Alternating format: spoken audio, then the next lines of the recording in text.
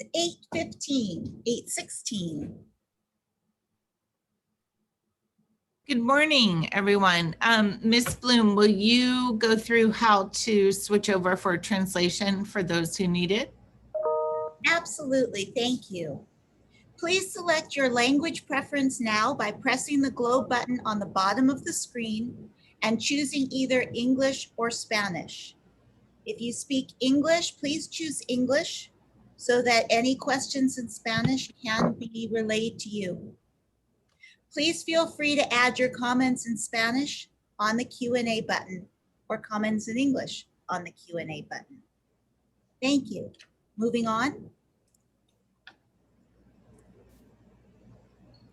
Good morning, Madison Bulldogs. Today we are excited to be able to begin to welcome you back to school on campus and also to answer any of your questions that you may have.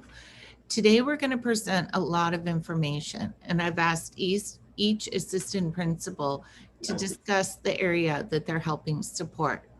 Our goals today are to answer questions related to how safe is school going to be when we return?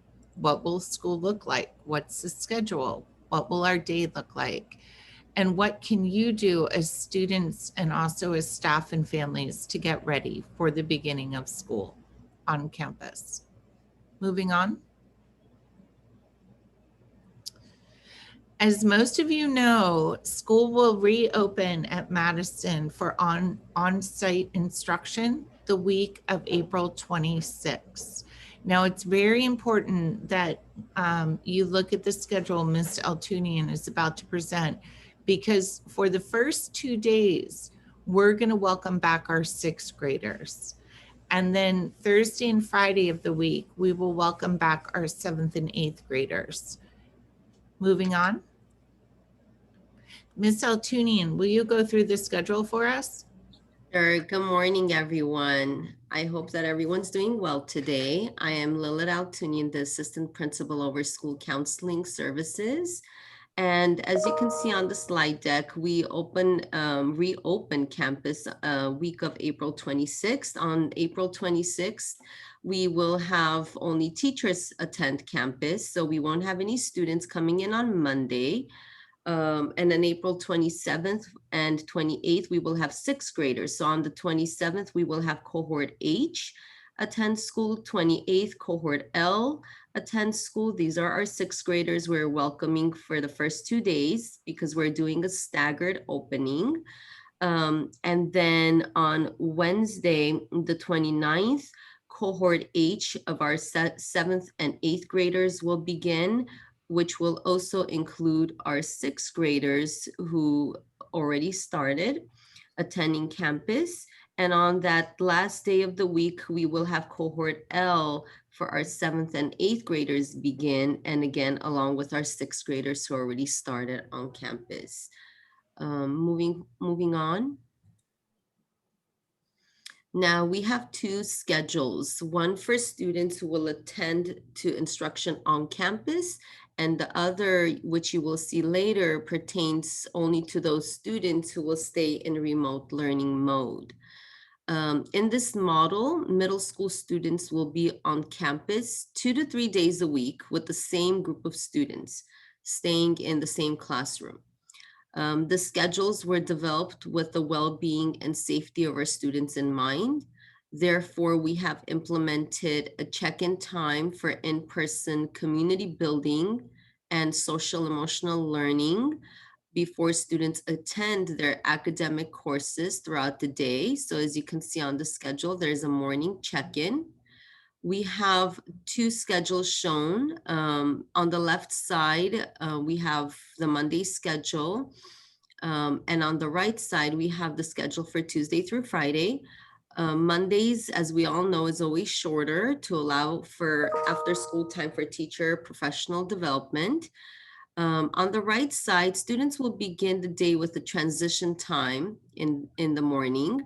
That transition time will be from 8:30 to 9 o'clock, where they will have to pick up breakfast and eat in a socially distanced manner. After students check in with their teachers, they will attend their odd or even courses throughout the day. And then they'll have advisory and then lunchtime. And lastly, the last course of the day before they are dismissed at 2:30. Now, the same schedule will occur on Monday, but advisory, as you can see, is at the end of the day and dismissal will be at 2 o'clock.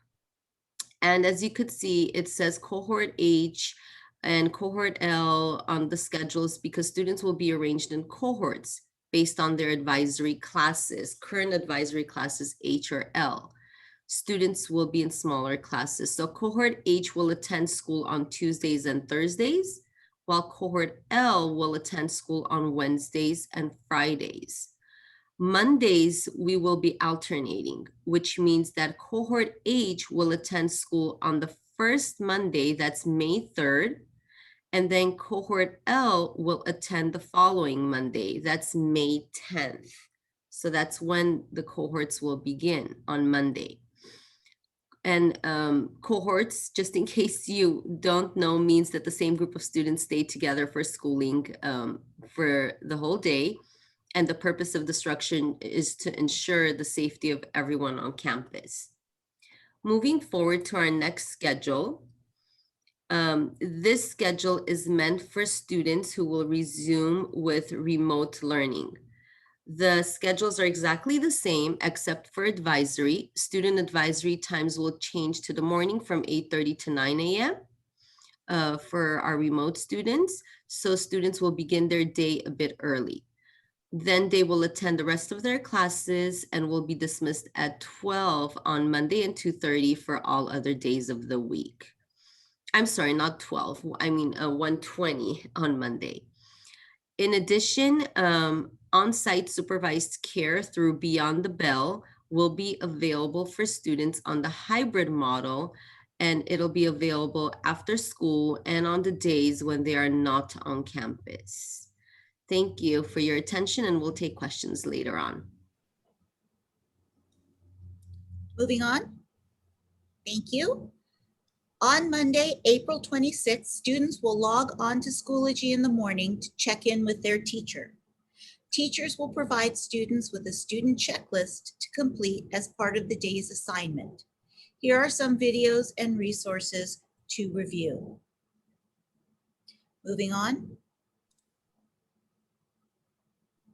As we've shared with you before, the steps already taken to implement health and safety practices at our school exceeds the most recent guidelines set forth by the U.S. Centers for Disease Control and Prevention, as well as the California Department of Public Health.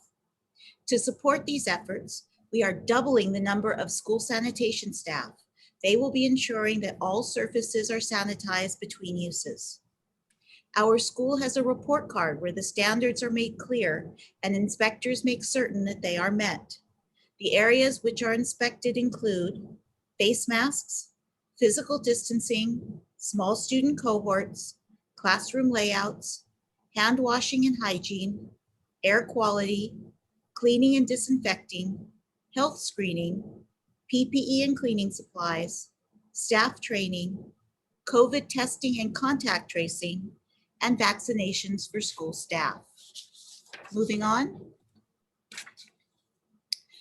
We're going to now show you what a day in the life of a student attending on campus will look like.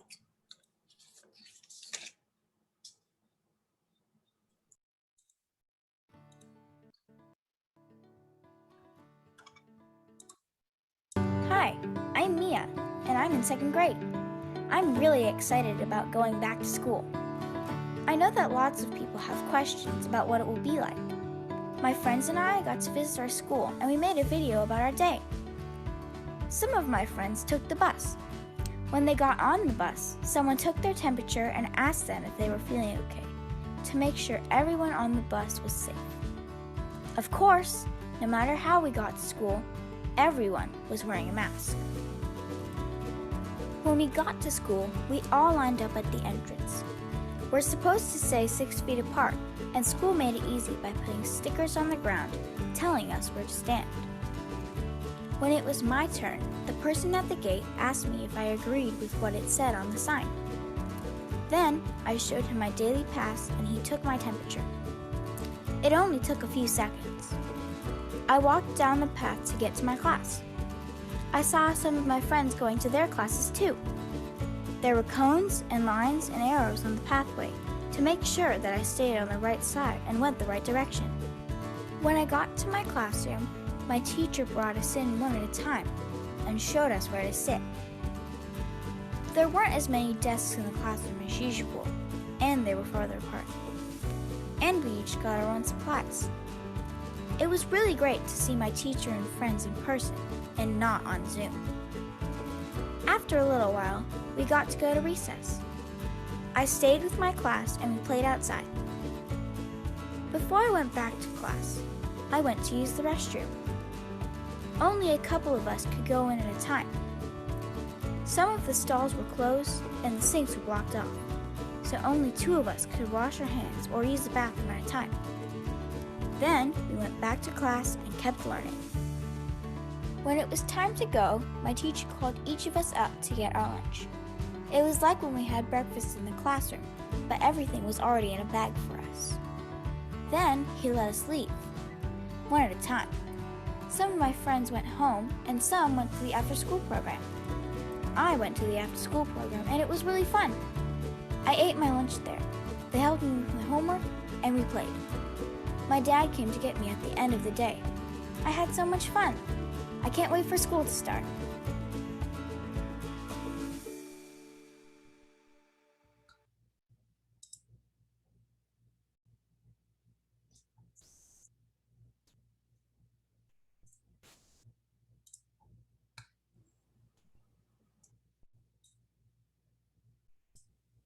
Good morning, I'm Mr. Tate, Assistant Principal. Some of the things that I'm going to share with you now are just a bit different than the video that you see. That was for elementary school, and we are middle school, which is a secondary school. When students first come, they will line up in the front of the school on the very first day. After the first day of school, their teachers are going to be giving them a map of the school and an area where they are to line up on the following days. These students will be lining up at a gate based upon the proximity to their advisory class. And so if a student has a class, let's say in the Magnet Bungalows, they'll be lining up on a gate on the west side of campus. If a student has a class that's in the center of campus or the northern part, they'll be lining up in front of the school.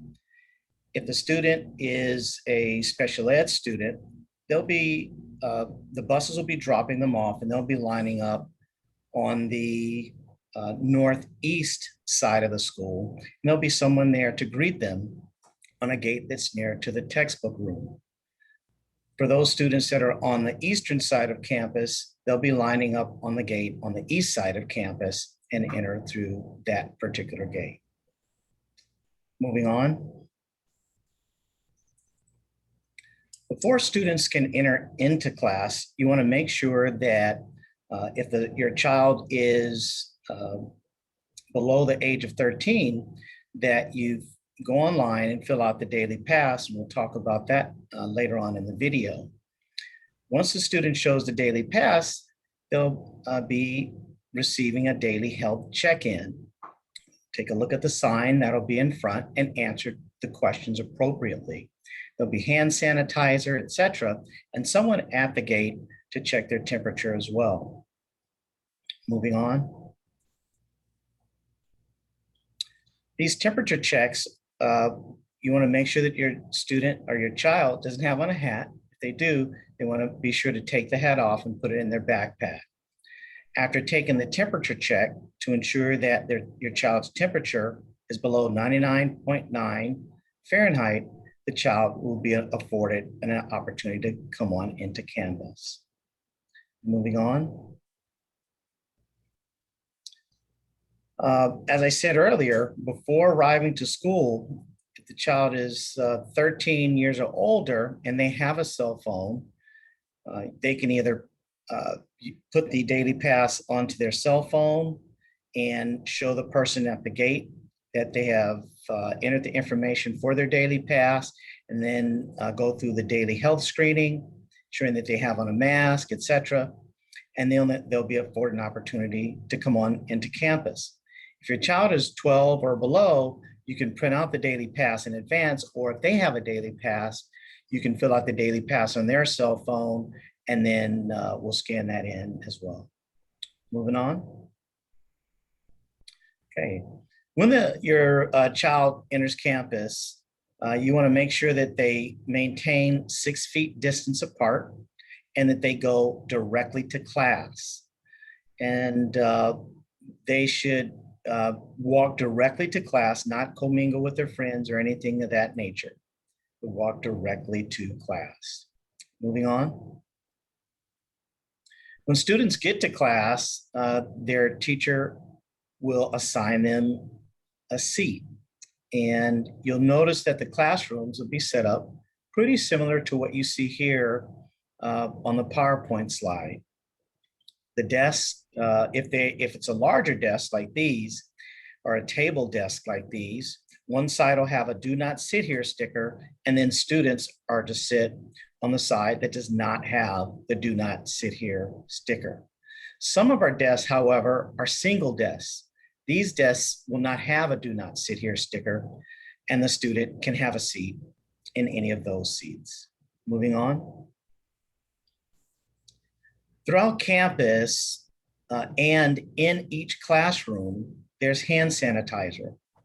On the exterior of the buildings, you'll see a hand sanitizing station just like this one. All the student has to do is step on the little red tab that you see there at the bottom or the base of the hand sanitizing station and dispense hand sanitizer there. Moving on. When the students go into the restrooms, they'll notice a little something different. Some of the stalls are closed off and the sinks are covered up, etc. There'll be signs posted sharing with them the importance of washing their hands for at least 20 seconds, maintaining a 6 feet distance, etc. Students are to use the restroom as promptly as possible, as quickly as possible, and then exit and head directly back to class. Moving on. It is important that students bring their own water. The school will not be providing each student with water in the classroom. So when they're in class, they can have their own water bottle. Students will not be allowed to go outside of class and use the water fountains, even during lunchtime. All of the water fountains are covered up for safety, and they all have signs on them which say do not use. So please be sure to send your child to school with water and make sure to put their name on the water bottle so that it doesn't get confused with another student's water bottle. Moving on. Okay. During lunchtime, we will have the students escorted by their teacher to a specific area in the covered eating area or adjacent outside eating area.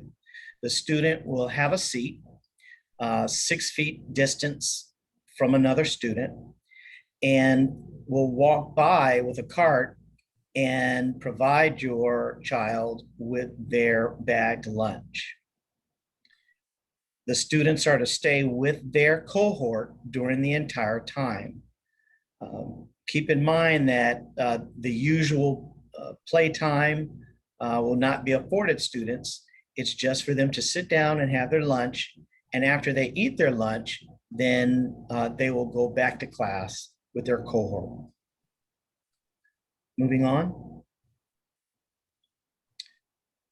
Okay, for those students that are coming to school during the hybrid learning model, let's say, for instance, if your child comes to school on a Tuesday, but they will not be coming to school or to their advisory class on a Wednesday. A select amount of students will be able to participate in the Beyond the Bell program. This is not the normal after-school program. Rather, it is a program for students from 8 a.m. to 4 p.m. The students will be congregating inside the auditorium on a 1:14 ratio, meaning that there will be one Beyond the Bell or LACC staff per every 14 students. Keep in mind, at the time, space is very limited. We currently only have 28 spaces, but that should increase over time, but it probably won't increase to anything that you're normally looking at in terms of the Beyond the Bell program. So you want to make sure that you fill out the Beyond the Bell application as soon as possible and get it back to me. Now, this form you can acquire in two ways. The easiest way is to go onto Madison Middle School website. When you go to the website, you're gonna look under the tab, I believe it's Students and Families. Let me see here, make sure. Yes, you wanna look under the Students and Families tab, and there'll be a drop-down menu that'll say Beyond the Bell. When you click on that particular tab, you can fill out the form. It's fillable, so you can type right onto the form, and then you wanna send that form. You can actually send it directly to me. That's probably the best way to get it back to the school. So if you have a pen and a paper, I'm gonna give you my email address. It's mxt6343@lausd.net. That's mxt6343@lausd.net. It's also in the chat if you didn't get that. And you can also go to the school website and click under the staff link, find my name, click on my name, and then simply upload it and email from there as well. But make sure you get this form into me as soon as possible so I can turn them in to the Beyond the Bell staff, because again, it is first come, first serve, and then all other students will have to be placed on a waiting list. Next slide. All right. Thank you very much, Mr. Tate. I am Elizabeth Lester, one of the assistant principals, and you do have a choice. And so hopefully many of you have already had the opportunity to tell us what your choice is as to whether or not your child is going to be returning in person or online. If you haven't had a chance yet, I do encourage you to go to the link that I am putting into the chat today and give us your response, or you can call the school and we will help walk you through it. When you go to do that selection form, it will ask you questions about whether or not you're wanting your child to be in person or online. It will also ask you about on-site supervised care needs, school bus transportation needs, if you are part of the magnet transportation program or the individualized education program for buses. It also has a survey about the 2021-22 school calendar and summer school interests. To be able to fill this out, you will need your child's 10-digit student ID number, but you can find this either in Parent Portal, or you can look at the most recent report card, or you can call us at the school and we will help you out with it. Now, you do have the opportunity to be able to change your learning option every 2 weeks. And know that if you do not submit a selection to us, you will default to where your student will be placed in the online program. But we do encourage you to go ahead and give us an answer as to how your student is going to be continuing their program for the rest of the school year. So that way we can make sure that the next few weeks are nice and smooth for your family. One of the things that you're also going to need to do after you've told us how you're going to continue this school year is you are going to need to sign up for the Parent Portal. You can do this by going to the Parent Portal website, which I've put into the chat. And this is a great resource because not only will you be able to schedule COVID-19 tests using the parent portal and your student's ID, this is also a great place to be able to keep track of your students' grades and attendance and other important information as they move through their schooling. Right now, when you schedule your child's COVID test, it is important that you use your child's student ID number, or your child's test results will not be linked to your child's profile, which will make it delayed in them being able to come onto campus physically. So if you need support with signing up for Parent Portal, we do offer some drop-in Zoom sessions, and you can get those dates on the school's website when you look at the calendar, or you can call our school site and we will be able to walk you through the steps. Once you have your Parent Portal account, you need to schedule the baseline test for your child at dailypass.lausd.net. This is going to be required 7 days before your child starts school. So in the case of our 6th grade cohort H, they would be need to have their test somewhere between starting April 20th and up to April 24th. Now you do want to give a couple days for about 48 hours for your child's test results to be processed. So make sure to do it before their start date. Now, the great thing is our COVID testing center, we have one here at Madison Middle School, and it is open from 7 a.m. to 7 p.m. 7 days a week. So I encourage you to get on the Parent Portal today and then go ahead and schedule your child's test. Again, 7 days before they're going to be starting school at Madison. I am putting in links to some videos about how the COVID testing works. So I encourage you to kind of explore those, and they are also available on our website under the COVID testing, our COVID section of the website. Know that students with no baseline negative test will not be allowed to enter the classroom for instruction on their first day. So if they do not have one, they will be you will need to come back to school to pick your child up, and they will not be able to return to campus until they have that baseline. Know that if your student is not accompanied on the day of the first day, they will be directed to a waiting area until the parent or guardian is able to come pick them up. If you are there with them, we will be instructing you to schedule the baseline test, and hopefully you'll be able to get that within a few days. Some common COVID testing questions are: how many days before the testing, before school starts, do I need to do my COVID test? Again, it is 1 week prior to their return to campus. So if your child is going to be returning on the let's say the Thursday, because there may be a 7th or 8th grader in cohort H, they would need to do it sometime between the previous Thursday and the start of school. And again, please remember that it does take 24 to 48 hours to get results. The way that you'll see those results is you will be able to see those results in the Parent Portal account that you have created to be able to schedule the test. And again, please make sure to be using your student's 10-digit ID number. Another question is, once we're in the hybrid model, will all COVID testing occur on the school sites? And will parent permission be required? So do know that weekly testing will be taking place here at Madison, and the district has contracted with a vendor who will actually come to the school site and do the testing for all of our student and staff. Now, parent consent is required for your first COVID testing, but after that, additional consent for ongoing periodic testing is not going to be required. Another common question is, what if your student misses taking the weekly test on campus?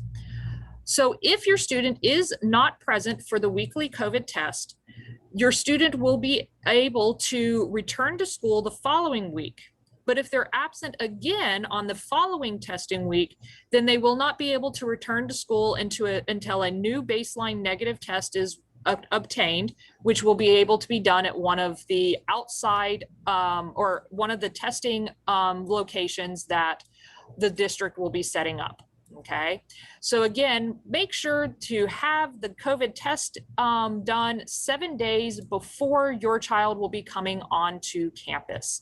And if you need any help with figuring that out, again, please feel free to call the school. So I know that was a lot of information. So really, to summarize, your next steps are to let us know which program your child is going to be participating in, whether or not it's going to be online or hybrid.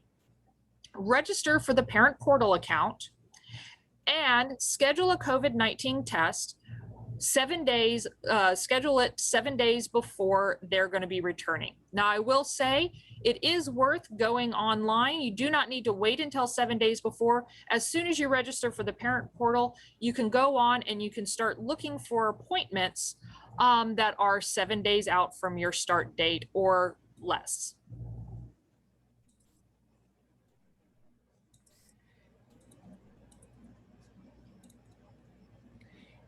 Thank you, Ms. Lester, for giving us that valuable information. I apologize, my video won't start. Ms. Bloom, maybe you can activate that setting for me. In the meantime, I want to encourage each of you to stay connected by visiting the school's website and following us on social media. We are here every day from 7 a.m. till 3:30 p.m. So we welcome your phone calls. We also provide on-site text support should you need it, registration support, and attendance support. So we invite you to contact us, to visit us, to ask us any questions or discuss any issues that you may have. We're here. We're also here Saturdays until 1 o'clock should you need to make an appointment for tech support or to talk about programming.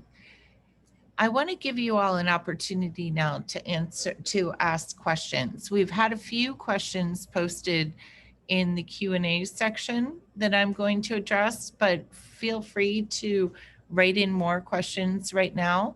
The first one has to do with uniforms. Madison Middle School is a school that typically we embrace our uniform policy. But for right now, we are not going to be utilizing or requiring students to wear uniforms until we begin the school year next year. And that has to do with health guidelines and wanting students to wear fresh clothes each day, just in case they don't have adequate uniforms at home right now. Another question is regarding students who've had previous COVID tests. The district is requiring that a student have a recent COVID test right before beginning on campus. That means that the student needs to be tested within 7 days. Right now, I know that the testing appointments are booked, and so people are having difficulty getting them. I have heard that the district is going to open up more appointments. So just keep checking back. If you have another school that's closer to your home, you're welcome to register there for a test. It can be at any LAUSD location. So Ms. Bloom, if you can look at the Q&A and let me know if there are any questions. No, we have answered all the Q&A questions for now, but we do have at 12 o'clock today, another Q&A session specifically designed to answer all of your questions. So if you think of any between now and noon, please jump back on at noon and ask your questions. Thank you. So if there are no more questions, oh, it looks like one just came in. Let's see. How many days does a 6th grader go to school? The answer is beginning April 27th, a 6th grader will come to school some weeks 2 days per week, and some weeks 3 days per week. And that's because we flip-flop Monday according to which cohort the student's in.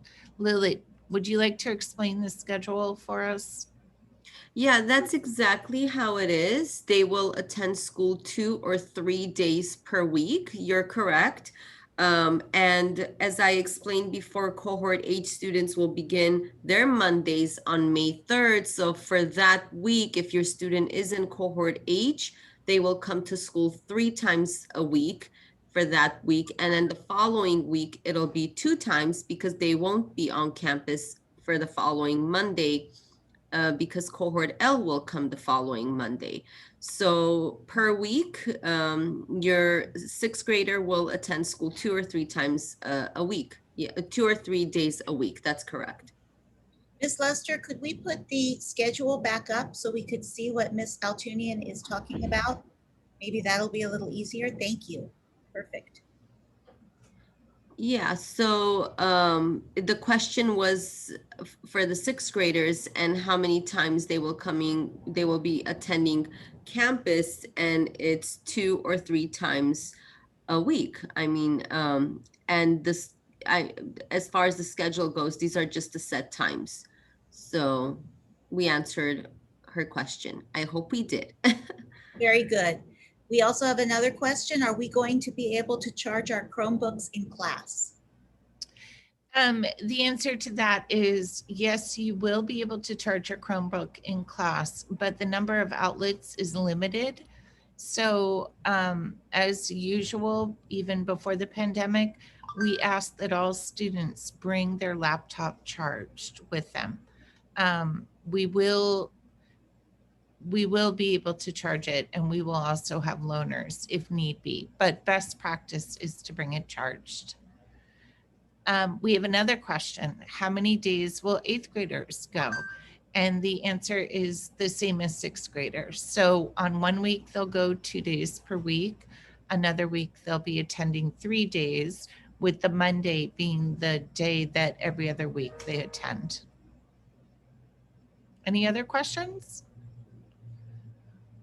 Well, I just want to let you all know that we are very, very excited to have students return to campus. And we know that your campus experience is going to be different than it usually is because of the safety measures that we have to take, and also the social distancing and the cohorting in pods. But just so you know, we are working very hard, the counselors, Ms. Altunian, and all the staff, to try to make it a meaningful experience for you. And we look forward to seeing you. We're here. So if you have any questions, please reach out to us, and we hope you have a great day. And if you have questions between now and noon, hop back on at noon and we're happy to answer them. Thank you for joining us. Take care.